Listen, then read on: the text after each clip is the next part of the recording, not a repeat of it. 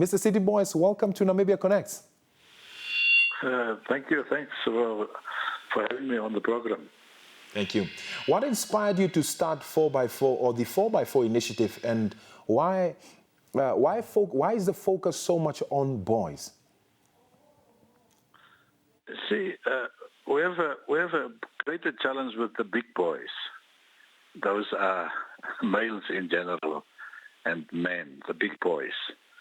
So, but there are root causes. I think there are different studies that we know talks about the issue of ignorance, talks about the issue of risky lifestyles. Ignorance also talks to the lack of information, and there are a lot of underlying issues. And, you know, the issue of, let's say, whether it's crime, whether it's suicide, 90% of the problem are perpetuated by men or by males by extension. And some of the root causes, of course, if there's a lack of information as a boy, where do you pick that up? Those are the results. Remember, every choice we make in life will give us a result. But some of the choices we are not making is also a choice. No choice is also a choice. So if there are certain things they are not doing during the adolescence lives of boys, and then, I mean, there are inherent issues such as, you know, fatherlessness. But then you have situations that exacerbate, again, that situation. So as a result, as males, we have to step in. If we talk about the 4x4 initiative at the time, since effectively 2021, building up from there, we said, what are those interventions as males, as society, we can do so that the situation at hand, whether it's crime, whether it's, we deal with the root cause in terms of whether it is education, whether it's information, whether it's character building. Because if you build the character of boys at a young age, you should have another generation of males in the next year. So the Boy 4x4 initiative is one of those building blocks in terms of character building of the boy child. To be specific, we are in society, we are males.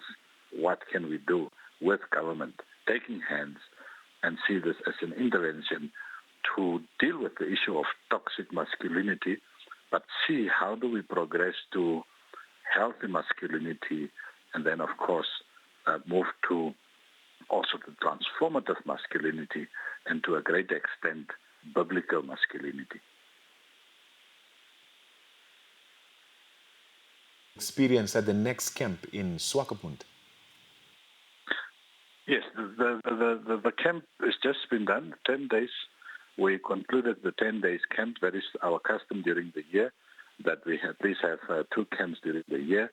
We had the camp for next year onwards. It will be now at least 3 camps during the year of at least 50 boys on this program. So since inception now, over 200 boys are on the 4x4 initiative mentorship for life program. So I'm making an emphasis on for life. We see a lot of, events are not really enough. We have to build. So the 4x4 initiative now is a program. So these boys stay on the program through other interventions such as Boys to Men events, other entrepreneurial skills programs, exposure on community volunteerism programs, because the program actually is based on values. It's a value system where they go through 16 values throughout the whole year, through different interventions, even the establishment of school clubs or boys leadership clubs at schools and the likes. So those are the interventions that we have. So the boys leadership camp is that one of it. In next year, we want to start with what we call the adult leadership camp. As we know, the age of adulthood starts now at 18, so we want to capture the out-of-school youth and university students and boys, for that matter, on these programs. So throughout the year, of course, we also have platforms of other engagements like the social support through some of our partners and so on.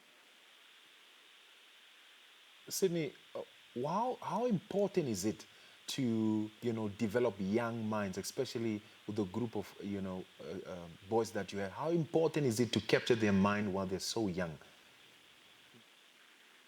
I mean, it's biblical even.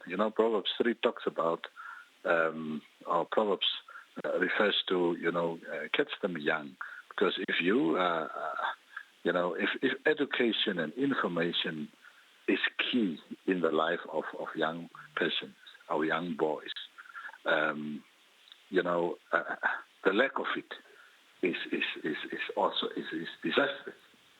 And probably that's the impact we have now.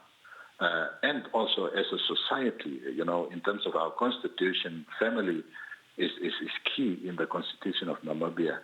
And what I've read is that in terms of that constitution, the state is the primary response to ensure that family is built, family is protected, is taken care of. But the second responder is society as a whole. And that's why you will always hear the African proverbs about it takes a village to raise a child. So it takes a community, because you have the issues of, inherent issues of fatherlessness and so on.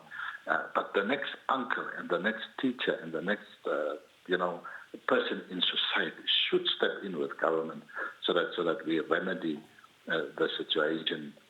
And I talk about the next generation of males needs to be in a better position. And the best opportunity we have is today. It's not late to come in, to step in and raise the boy child. But it should not be necessarily about your own child, but as see society that we have a duty and a care for society. And that's why these platforms and continuous platforms that we have engage in the boy child, giving information, giving inspiration are key in terms of our program. Something that we want to see in the society, that we establish boys leadership facilities.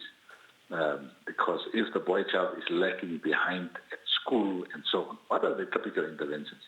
So that our facility would look at after school projects, to look at, economic independence, and then of course psychosocial support, counseling, and even those that are university will create platforms where they can have field work through our program.